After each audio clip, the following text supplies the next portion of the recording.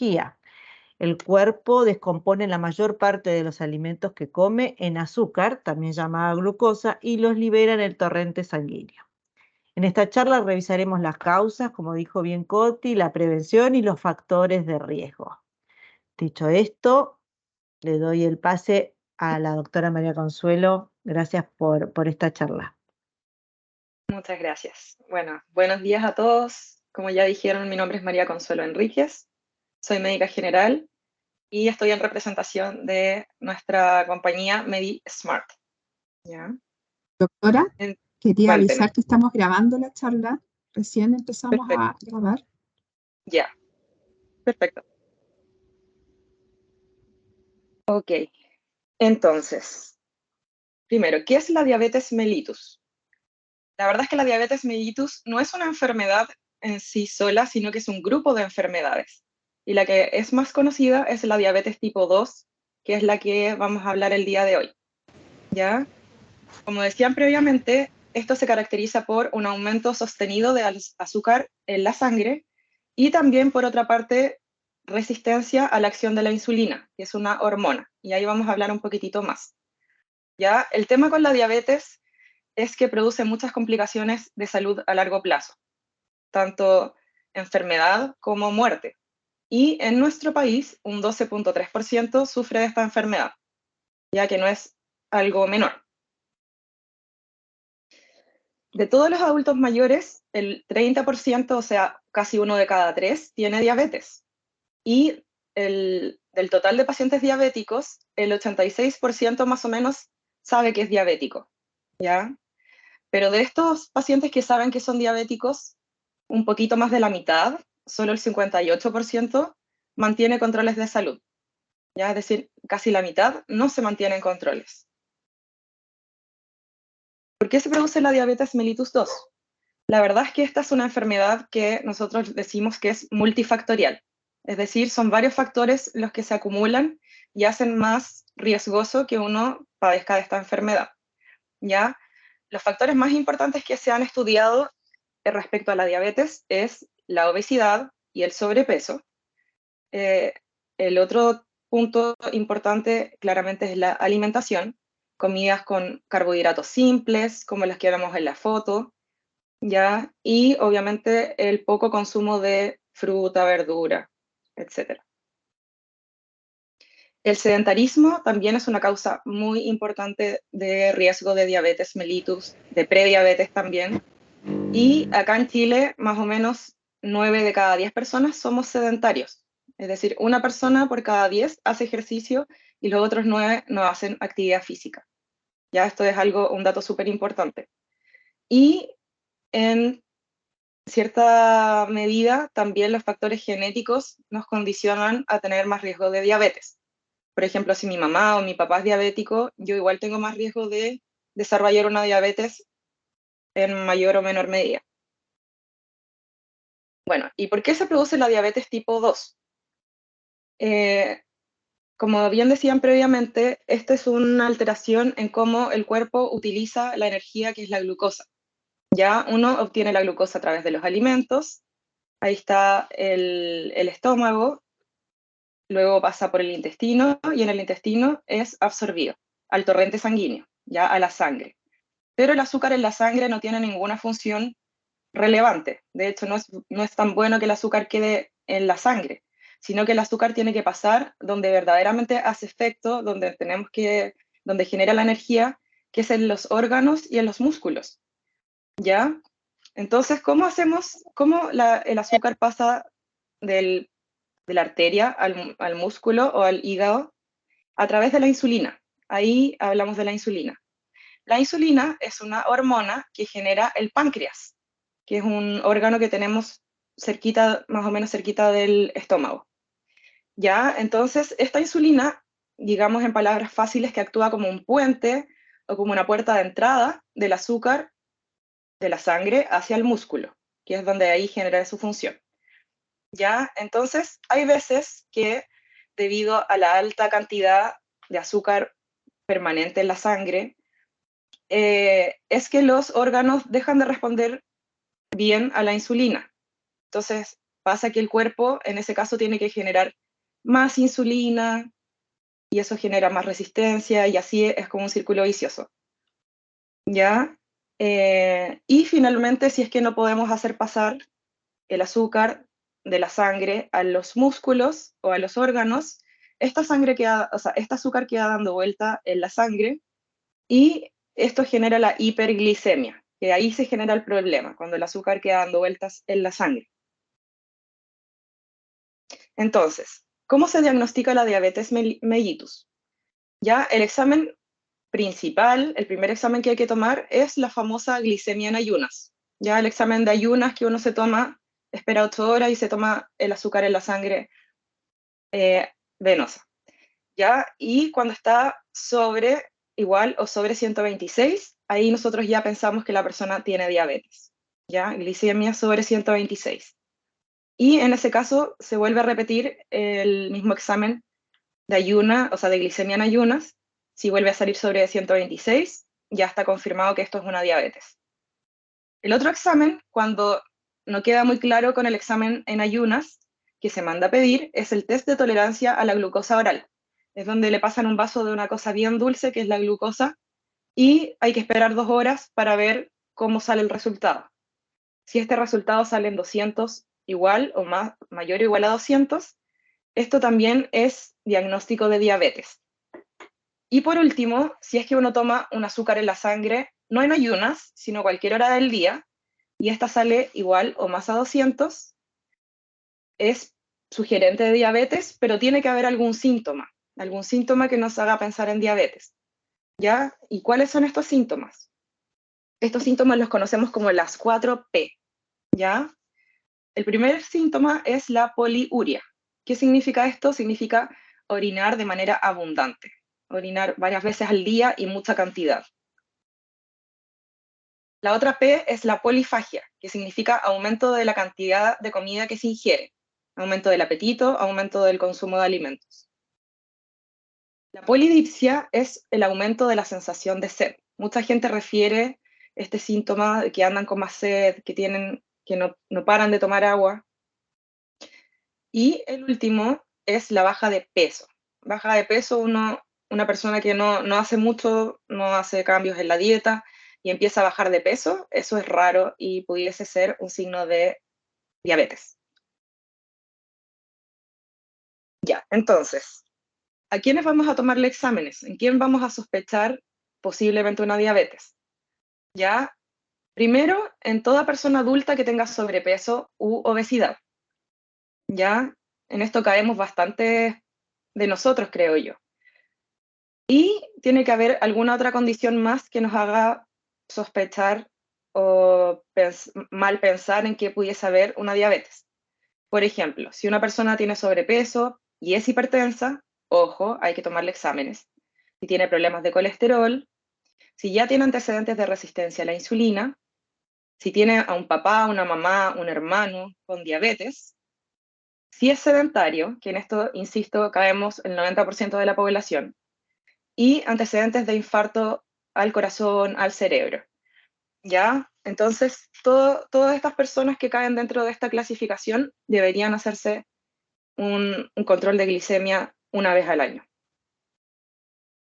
En otros casos, por ejemplo, las pacientes que tuvieron diabetes gestacional en el embarazo tienen que de por vida controlarse cada 3 años, ya porque aumenta el riesgo. La diabetes gestacional puede que se resuelva después del embarazo, pero hay mucho riesgo de que la persona persista diabética, ya así que hay que controlar. Y los pacientes que tienen prediabetes, que es cuando el azúcar está alterada, pero no al nivel de la diabetes, hay que hacer un control todos los años, muy importante. Y para todos los demás que no tienen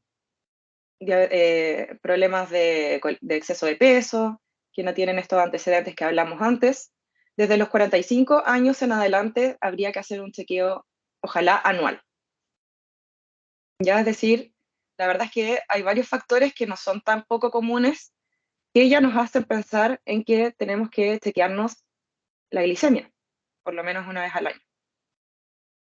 Ya, entonces, súper importante esto de recordar que la diabetes muchas veces es asintomática, es decir, no duele, no molesta, no da mareo, no da nada, no genera ninguna molestia. ¿Ya? Entonces, por eso es importante tener conciencia en qué casos hay que empezar a buscarlo, hay que empezar a buscarlo activamente, ¿ya? Porque mientras más temprano lo detectemos, hay más posibilidades de que el tratamiento sea exitoso y que también las complicaciones no ocurran, ¿ya? Porque hay muchas complicaciones que vamos a ver un poquito más adelante. Aquí está. Ya, las complicaciones de la diabetes son complicaciones generalizadas, o sea, afectan de la cabeza a los pies, literalmente. Ya dentro del tema neurológico, del tema nervioso, la diabetes va provocando lo que se llama neuropatía, que es cuando los nervios o empieza uno a sentir disminución de la sensibilidad o empiezas a sentir tipo así como hormigueo, choques eléctricos, sensaciones de ese tipo. Eso puede ser una complicación de la diabetes. Ya a nivel de los ojos existe lo que se llama la retinopatía diabética, ya que es una enfermedad a la retina que se genera más a largo plazo y que puede provocar la ceguera. Ya así que es algo bien importante y que puede producir mucha disfuncionalidad. Ya en la piel hay problemas de piel seca, piel más opaca, y hay más riesgo, por ejemplo, de hacer infecciones en la piel y ese tipo de enfermedades o de situaciones. Ya respecto al corazón, el corazón creo que es uno de los órganos más importantes en este sentido, porque los infartos son la causa de muerte principal en estos pacientes. Ya entonces, muchos de estos pacientes finalmente terminan falleciendo por esta causa, ¿ya? Así que el tema del corazón es fundamental. Los riñones también se ven afectados por el azúcar en la sangre, claro. Y esto genera falla renal, lo que puede llevar finalmente a que la persona termine dializándose. De hecho, muchos de los pacientes que terminan en diálisis son diabéticos, ¿ya? Y a nivel de los pies se genera, como decíamos anteriormente, estos problemas de la sensibilidad. Hay gente, por ejemplo, que no siente a ese nivel y, por ejemplo, si se les mete una piedrita en el zapato, no sienten que se les mete la piedrita en el zapato, pueden caminar horas con eso si no se dan cuenta y eso puede generar heridas. Y esas heridas pueden demorar bastante en cicatrizar o no cicatrizar nunca y generar posteriormente, por ejemplo, riesgo de amputaciones, ya que tampoco es algo tan infrecuente. Entonces, entendiendo que la diabetes es una enfermedad muy compleja, crónica y que afecta verdaderamente todo el cuerpo, es que el tratamiento también tiene que ser un tratamiento bien completo, bien integral. Ya los medicamentos para la diabetes son una parte del tratamiento, pero el tratamiento es mucho más. ¿Ya? Entonces, nosotros dividimos los tratamientos generalmente en no farmacológico y farmacológico. El no farmacológico son los tratamientos que no requieren medicamentos y que más que tienen que ver con los hábitos, los cambios de hábitos. ¿Ya? Entonces, lo que se ha visto con mayor evidencia que mejora o que ayuda con la diabetes, con la prediabetes y con el exceso de peso, es primero hacer un déficit calórico, ¿ya? Es decir, comer un poco menos de lo que el cuerpo necesita para poder hacer un déficit y ir bajando un poco de peso. Y la otra arista principal es la actividad física, ¿ya? Que vamos a hablar un poquitito más enseguida. Respecto a la alimentación en la diabetes, hay varios puntos, por ejemplo, uno muy importante es que debe ser individualizado, es decir, no a todas las personas les va a servir la misma dieta, la misma alimentación. También tiene harto que ver con los gustos, con la accesibilidad, ¿ya? Lo que sí es un factor transversal que es súper importante es el consumo de fibra, ¿ya? ¿Qué es la fibra? La fibra es la parte que no es absorbida o no es digerida de ciertos alimentos, principalmente vegetales, ¿ya? Por ejemplo, aquí sale la foto el brócoli, la naranja, las nueces, las legumbres, el pan integral, ¿ya? Todos estos alimentos tienen fibra, ¿ya? Y la fibra nos ayuda a disminuir la absorción de azúcar en la sangre, como hace que ocupe espacio en el estómago, en el intestino, y eso como que dificulta que el cuerpo vaya absorbiendo todo el azúcar que uno va consumiendo. Ya, así que el consumo de fibra es fundamental para todos los pacientes. Lo otro, obviamente, evitar los alimentos ultraprocesados, el pan blanco, la chatarra, las cosas de repostería y ese tipo de alimentos.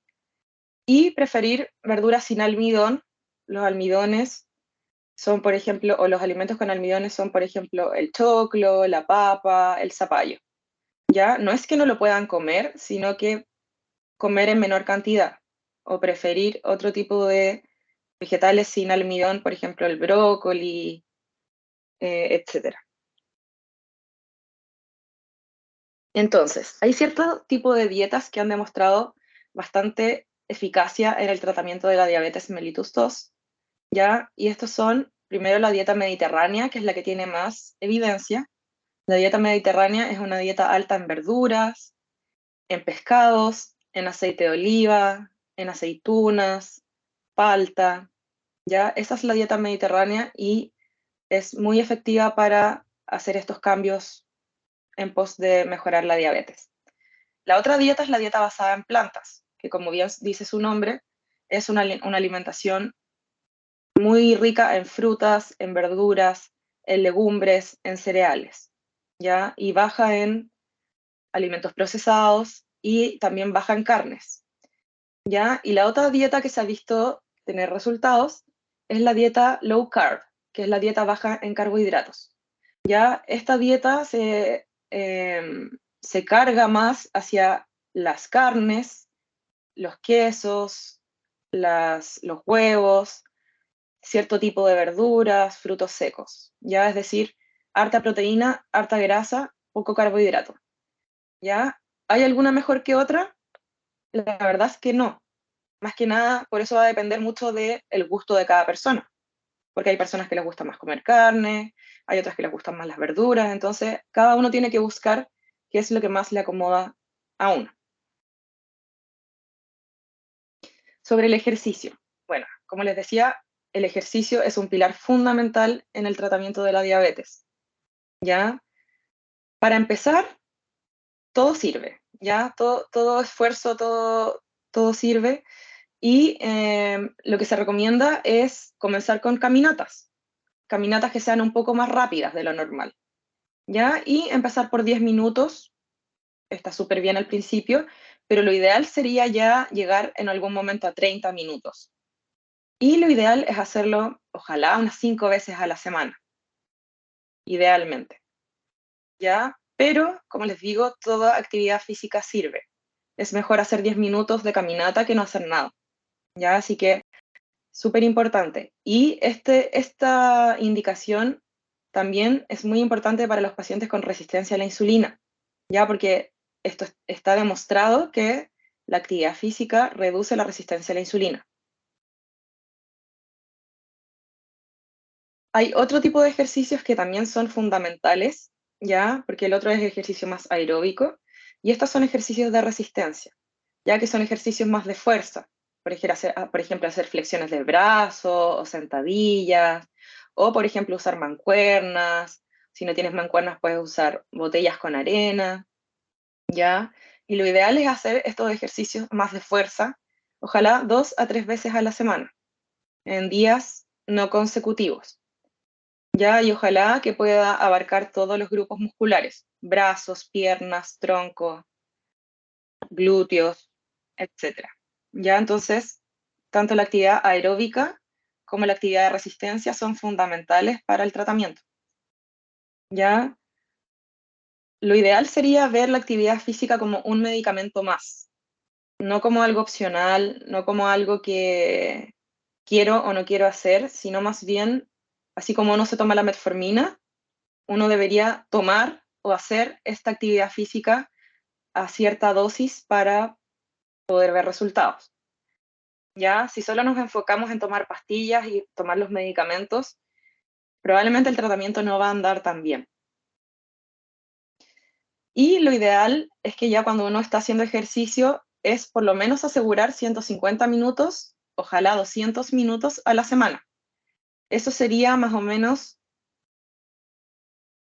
como 30, 45 minutos por día.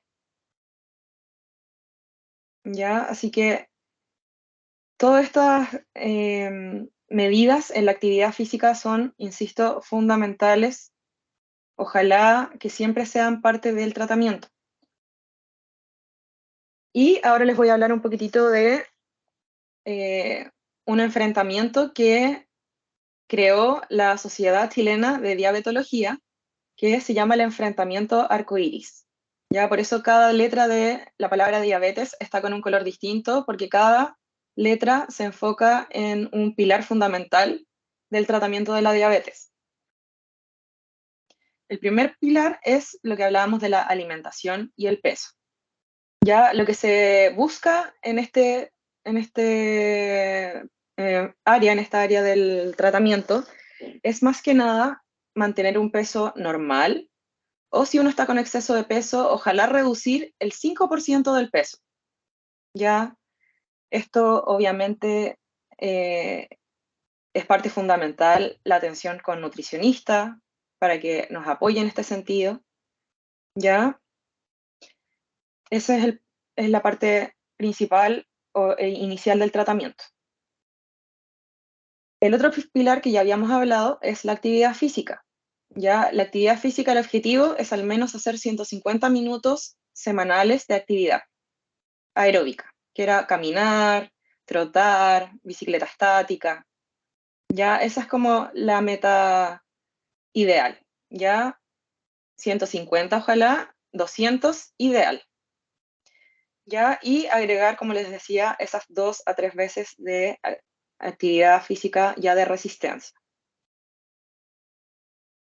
Colesterol, ya muchos de los pacientes que tienen diabetes tienen problemas de colesterol y la mezcla de colesterol alto más diabetes genera mucho riesgo de hacer accidentes cerebrovasculares o infartos al corazón. ¿Ya? Entonces es por eso que en los pacientes con diabetes somos mucho más exigentes en cuanto a qué es lo normal de colesterol para ellos. Ya generalmente, o el colesterol que más nos importa es el colesterol malo o LDL. LDL. Ya en una persona normal, o sea, no normal, perdón, en una persona sin diabetes, el rango esperable es menos de 130. Y en diabetes nosotros bajamos mucho el rango y esperamos que la diabetes o sea, el colesterol esté en menos de 70. Ya sea, de 130 pasamos a 70 o menos. Eso es lo ideal, ¿ya? Para eso se ocupan distintos medicamentos, como la atorvastatina, por ejemplo,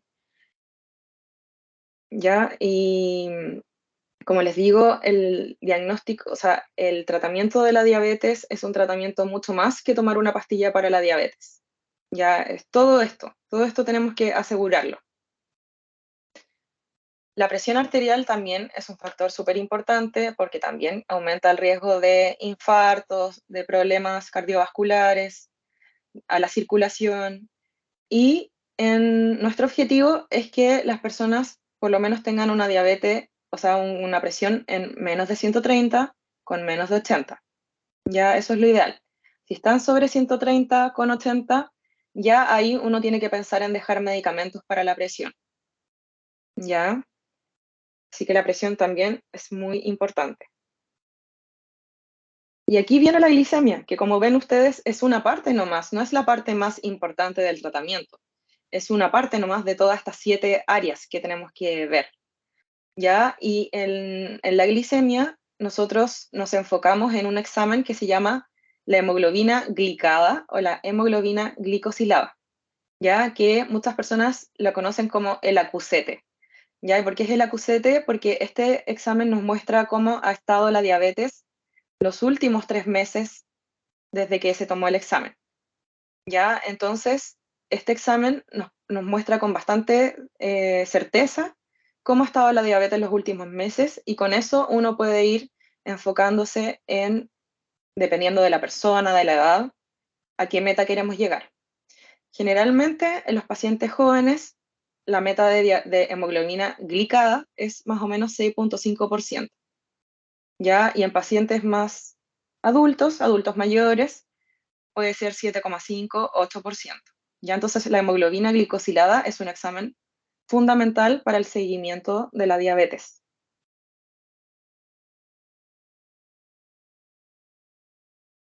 Bueno, también la diabetes, como hablábamos, afecta muchas veces al riñón.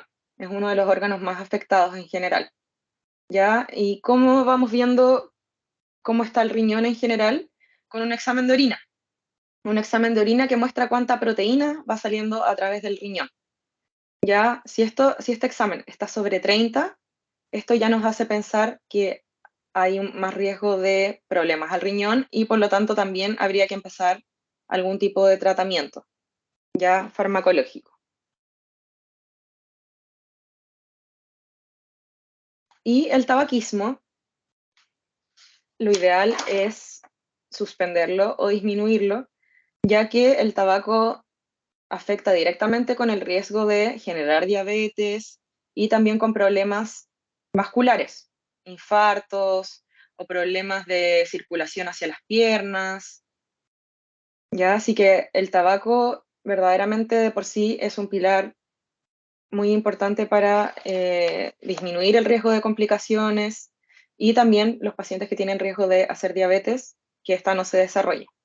¿Ya? Así que aquí se hacen consejerías, de repente tal, ¿ya? Entonces, insisto, cada área es súper importante. Este manejo es un manejo integral. La diabetes es una enfermedad que afecta a todo el cuerpo, y que si no hacemos un trabajo multidisciplinario con enfermera, con nutricionista, también ver el tema psicológico, es probable que no ande tan bien. Ya, entonces por eso les los incentivo, los invito a que recuerden que esto es una enfermedad que puede que no produzca síntomas, y mientras antes la pillemos es mejor, que la única manera de saber es con exámenes, y ya una vez teniendo un diagnóstico, el tratamiento con pastillas es una parte, pero la parte fundamental tiene mucho que ver con la alimentación, la actividad física y el control de los otros factores de riesgo. Eso sería por hoy día. Muchas gracias.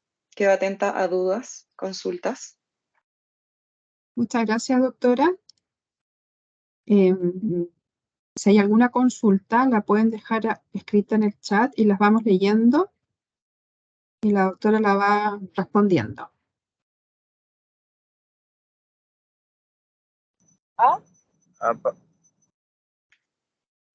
sí. ¿Aló? ¿Se puede hacer una pregunta? ¿Sí? Sí, ¿Sí? Ya. Mire, mi nombre es Cristian Pavés, sí tengo diabetes tipo 2, ¿ya? Tengo 34 años, de lo cual he visto videos porque me he tratado de informar, de lo cual hay doctores que tienen distintos tipos de puntos de vista. Por ejemplo, la metformina, si bien es cierto, uno se la puede tomar, yo tomo 1000 de metformina. Según se dice de que la metformina de por sí hace trabajar con más esfuerzo el páncreas, y resulta que eso tampoco es tan bueno porque también se desgasta. No sé si me explico por lo Sí. que me dicen. Entonces también hay como un cierto riesgo con el tema de la metformina. Por otro lado, hay casos de que hay gente que no han tomado metformina y han buscado hierbas, por decirlo así, medicinales, de lo cual, teniendo diabetes, uno incluso dependiendo de inyectarse y cosas así, han podido llevar una vida así con temas de hierbas naturales que le han podido aumentar mejor el tema de o sea, controlar mejor el tema de la diabetes. Y aparte de eso, también otra pregunta más es que si es que uno puede buscar algún, por ejemplo, magnesio, por ejemplo, que también regula el azúcar, también es otro tipo ¿cómo se Ujú, llama? De suplemento que uno puede adquirir como para poder combatir el tema de la diabetes. Eso. ujú. Ok. Em, bueno, la metformina la verdad es que es un medicamento que produce sensibilización a la glucosa. No a diferencia de otros medicamentos, por ejemplo la glibenclamida, que ese medicamento sí produce que el páncreas funcione más, como que lo estruja más. Ya, en cambio, la metformina la verdad es que no funciona así, sino que no es que estruje más al páncreas que genera la insulina, sino más bien sensibiliza de mejor manera al cuerpo para que la glucosa que ya esté y la insulina que ya está funcione mejor. Ya, entonces, respecto a la metformina, no es tan así como usted ha leído, ¿ya? Pero sí hay otros medicamentos que funcionan como usted menciona, como le digo, como la glibenclamida, que igual es un medicamento bien frecuente, ¿ya? Respecto al tratamiento con, por ejemplo, aguas de hierbas o de otro tipo de cosas, em, yo vuelvo un poco a lo mismo que les decía, que es que el, el tratamiento de la diabetes es un tratamiento mucho más integral. Entonces, por ejemplo, si esta persona que está consumiendo aguas de hierba, probablemente igual está haciendo cambio en su alimentación, probablemente igual está haciendo más actividad física. Entonces, yo creo que hay que ver todo el contexto de esa persona, no solamente el tema de que está consumiendo algún tipo de hierba, sino más bien si es que también ha hecho otros cambios. Y yo creo que la mezcla de todo es lo que ayuda. ¿Ya? De hecho, hay pacientes diabéticos que se cuidan tan bien que después tienen exámenes normales, como una diabetes controlada solamente con dieta, con actividad física, ¿ya? Entonces, claro, es posible tener una diabetes sin medicamentos o con medicamentos en muy poca cantidad, ¿ya? Pero para eso hay que hacer un trabajo en todas estas otras áreas que hablamos antes. Ya, así que no es tan fácil lograr un manejo de la diabetes sin medicamentos. No es tan simple, ya, especialmente si hay temas de sedentarismo y de exceso de peso, ya. Y el magnesio sí es un suplemento importante, pero tampoco reemplaza el tratamiento con metformina o con otros medicamentos más nuevos, ya. Eso. De todas maneras, Doctora, perdón. sí, perdón, diga. De todas maneras, es recomendable, por ejemplo, por doctores, de que uno pueda suministrarse otro implemento o uno, por ejemplo, hace poco en Facebook y ha visto, por ejemplo, un programa sobre el tema del magnesio que es sumamente muy bueno para la salud, pero para yo Ujú. adquirir esos suplementos, ¿tengo que hacerlo por tema de doctor o es simplemente que es algo como más natural y que cualquier persona lo puede, sin tratamiento, puede consumirlo? ¿Me entiendes? Claro. Em, la verdad es que yo recomendaría siempre ver el caso a caso, porque no todas las personas van a necesitar magnesio, ya igual los excesos o todo exceso hace mal, entonces igual sería lo ideal eventualmente medirlo y según eso ver si es que hay que suplementar o no. Pero es verdad que el magnesio es eh, una parte fundamental de nuestra salud y que muchas veces no se ve, no se le da mucha importancia. Ya, pero mejor es ver el caso a caso. Ya, pues muchas Gracias, gracias. doctora.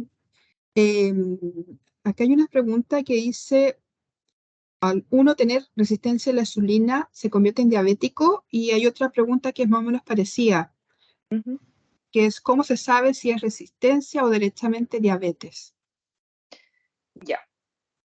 La resistencia a la insulina igual podríamos pensarlo como un paso previo a la diabetes, pero la resistencia a la insulina, a diferencia de la diabetes, es algo que se puede revertir, es reversible. O sea, no es crónico, no es para toda la vida.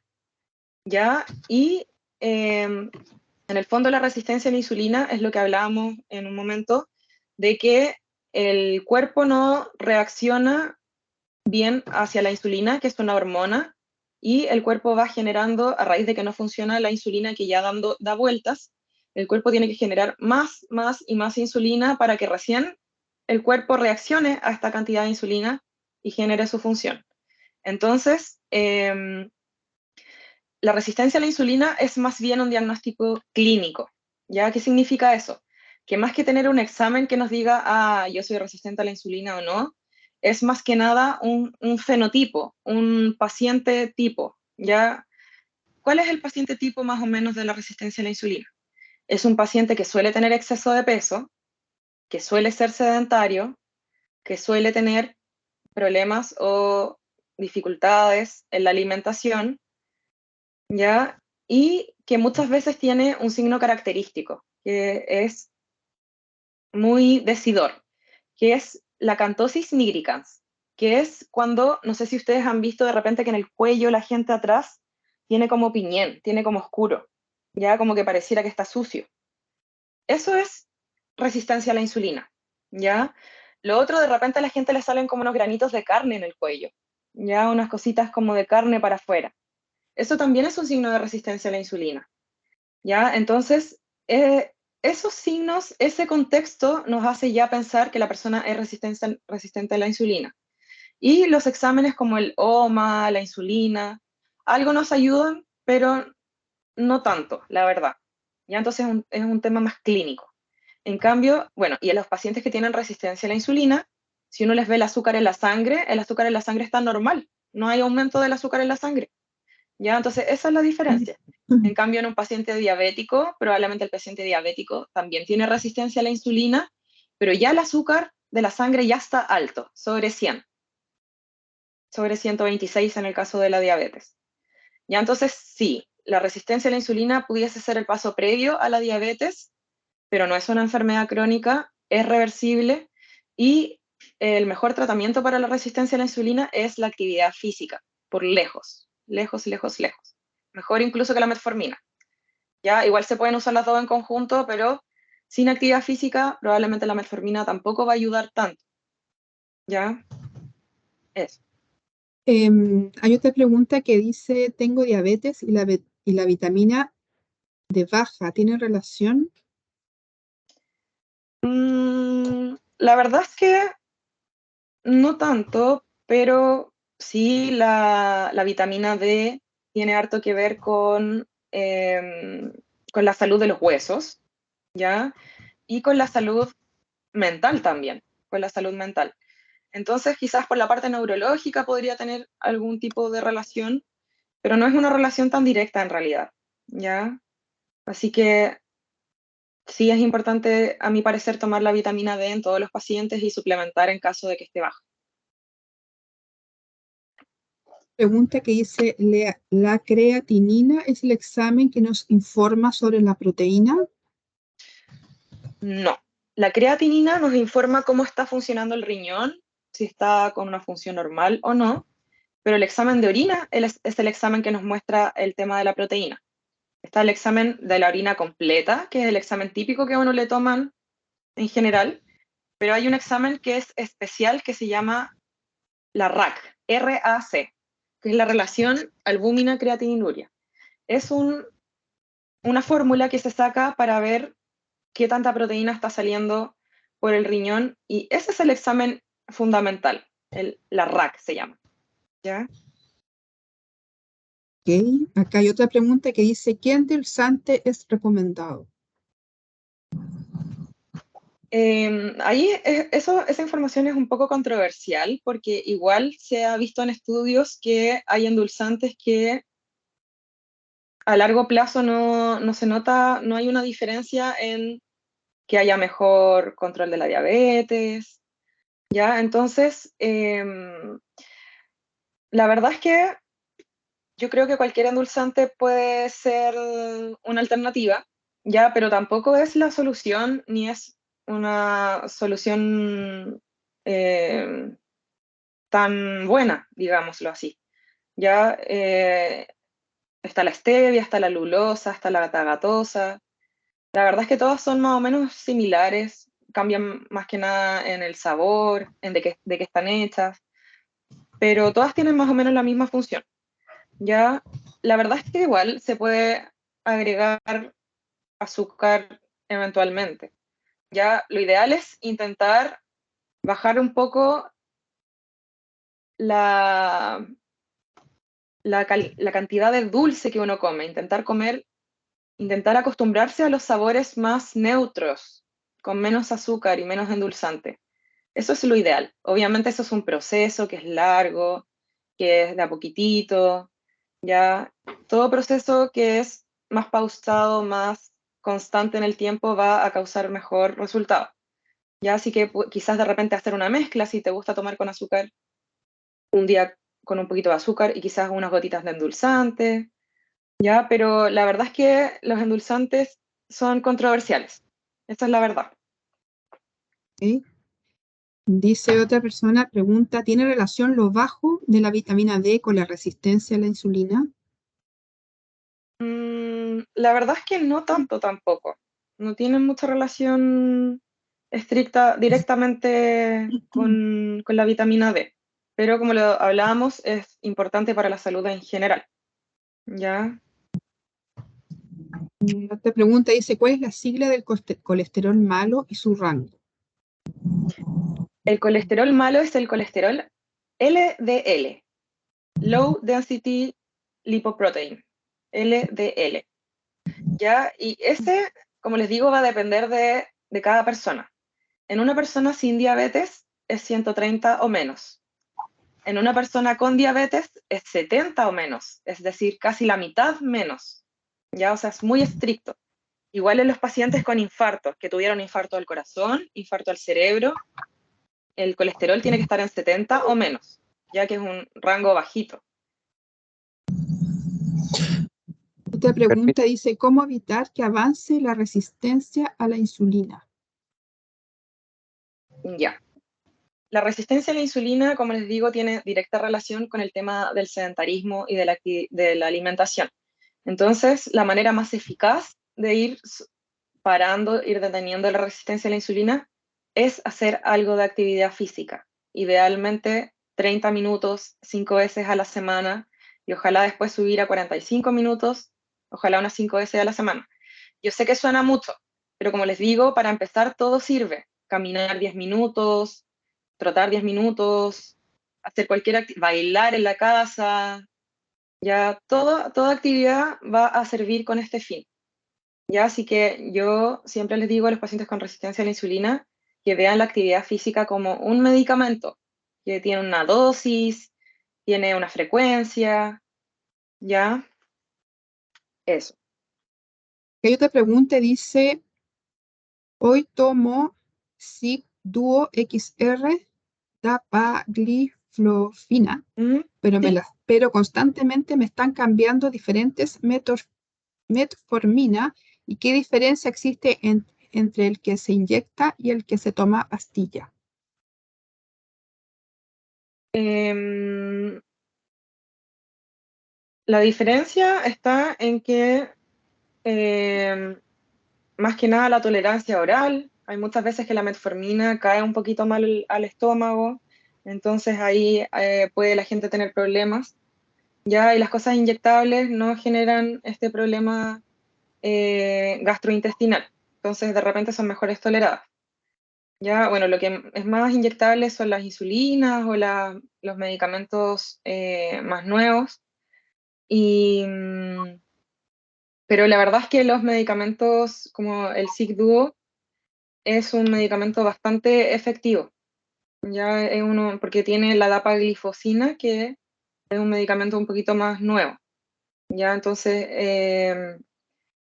la verdad es que va a depender también, hay gente que no le gusta pincharse, hay gente que tiene mala tolerancia oral, como decía antes. Así que al final, más que sea mejor uno o mejor el otro, va a depender del caso a caso, de la persona. de la comodidad de la persona. ¿Ya? Hay otra pregunta que dice, yo tengo resistencia a la insulina y he estado consumiendo azúcares en postres, dulces, etcétera, y estoy asustada porque pienso que puedo tener una diabetes. Ujú. Quito Claro, los dulces, ¿mejoraría y no llegaría a tener diabetes? Soy adulto mayor. claro. Sí, o sea, igual yo pienso que ningún extremo es bueno. Es decir, yo tampoco creo que eliminar todo para siempre es una buena medida, porque uno tiene que tener un equilibrio. Entonces, igual si le gusta comer dulces y cositas, está bien, pero el tema es la frecuencia y la cantidad, ¿ya? Y lo otro, el tema es la actividad física. Si usted no hace actividad física, ahí sí también hay que preocuparse un poquitito más, ¿ya? Entonces, claro, es posible que esta resistencia a la insulina se vaya transformando o vaya a camino a la diabetes si es que no hacemos nada al respecto. Ya, entonces yo le recomiendo que vea el tema de cuánta fruta está comiendo, cuánta verdura está comiendo, si está comiendo legumbres, si está comiendo, por ejemplo, grasas buenas, aceite de oliva, palta, frutos secos, ya, o sea, si está comiendo de todo eso, igual comer de vez en cuando una cosa dulcecita, no pasa nada, ya, pero si es todos los días o la mayor cantidad de los días, claramente ahí sí hay un riesgo importante. Ya, entonces yo le recomiendo hacerse exámenes si no se ha hecho exámenes, ver el tema de la alimentación y comenzar a hacer actividad física. Ya, y con eso lo más probable es que ande bien. Hay otra pregunta que dice, ¿existe alguna metformina que sea mejor que otra? Marcas. La verdad es que hay hartas marcas y más que una marca en sí, las metforminas que son mejores son las de liberación prolongada, que casi todas las marcas tienen de liberación prolongada. Ya, por ejemplo, los SPAM tienen la metformina normal y esa cae muy mal al estómago, da diarrea, da dolor abdominal. Entonces, sí, las de liberación prolongada son bastante mejor. Ya, marcas en especial, como les digo, no hay ninguna en especial. Liberación prolongada, ese es el concepto. Hay una pregunta sobre el pan de panadería o de harina Ujú. refinada, si es condicionante para subir la glicemia a la sangre. La verdad es que sí, la verdad es que sí, es porque igual en Chile comemos prácticamente todos los días pan al desayuno, a la once. Entonces, verdaderamente sí es un condicionante importante para el aumento de azúcar en la sangre. En ese caso, lo que se recomendaría, así como pensando en opciones, es ojalá comer un pan integral. Ya el pan integral, como habíamos hablado, esto tiene más fibra y la fibra ayuda a que no se absorba tanta azúcar. Así que el pan integral es una buena opción. La avena también es una buena opción. ¿Ya? Preguntan si la diabetes tiene como síntoma pérdida de memoria. Mm, pudiese ser quizás cuando está muy descompensada, ¿ya? Pero en otros casos, la verdad es que uno pensaría en otras cosas, en cosas más neurológicas, aunque como hablamos, igual la diabetes produce problemas neurológicos. Así que en cierta medida sí puede estar influido por la diabetes. Hay una persona que dice que tiene diagnosticada diabetes hace 2 años y desde ese tiempo consumiendo metformina. Mi interés y ganas, a veces incontrolables, de comer cosas dulces aumentó, en especial después de comer cosas ácidas. ¿Es normal eso o debo tratarlo? Yo creo que depende mucho igual, insisto, de cómo se vaya llevando la alimentación, porque una alimentación muy restrictiva en donde la persona come el 100% del tiempo restringida y que no puede comer absolutamente nada, hace que aumente la ansiedad también por comer cosas prohibidas. Ya lo prohibido como que es más, como que da más ganas. Entonces, yo creo que la solución a ese problema es cuando uno quiera darse un gustito, dárselo finalmente. Ya obviamente en justa medida, en la justa proporción, pero el irse restringiendo tanto de alimentos por tanto tiempo probablemente va a llevar en que en algún momento esto fracase, ya porque todas las cosas que son demasiado extremas son difíciles de mantener a largo plazo. ¿Ya? Así que yo le recomendaría que si es que no come nada fuera de su dieta sana, yo creo que también dentro de la dieta sana está darse un gustito de vez en cuando.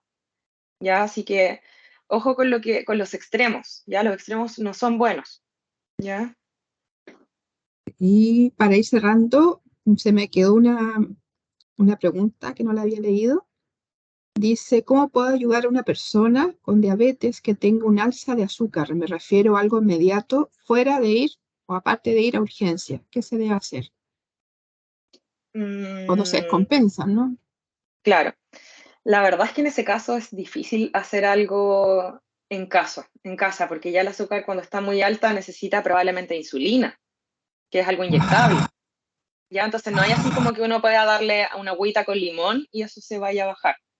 No, cuando uno llega a este extremo, lo único que hay que hacer es ir a la urgencia y eso probablemente requiere un tratamiento, insisto, con insulina. ¿Ya?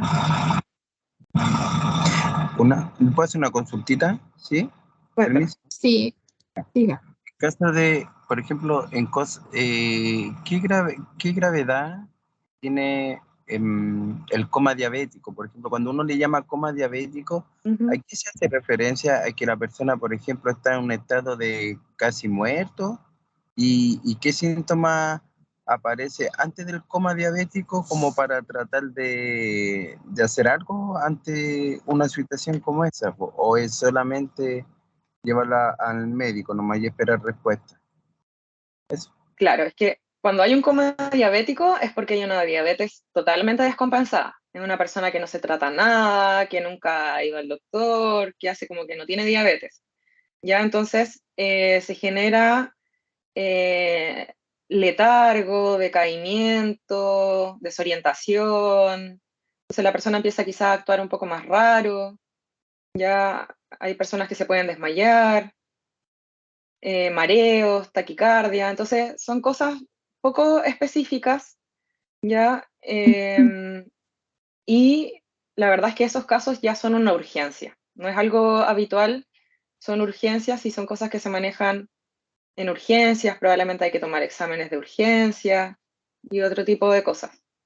Ya, pero es un cuadro con bastante decaimiento, bastante como pérdida em, como de conciencia también. Sí, pérdida de conciencia también se puede producir. ¿Ya? Ok, doctora, yo creo que por honor al tiempo vamos a cerrar la charla. Le doy muchas gracias a todos por haber participado, a usted, doctora, también, Muchas gracias por y invitarme. nos veremos nuevamente en otra charla el próximo mes. Muchas gracias a todos por participar. Muchas Y gracias, que tengan todo un buen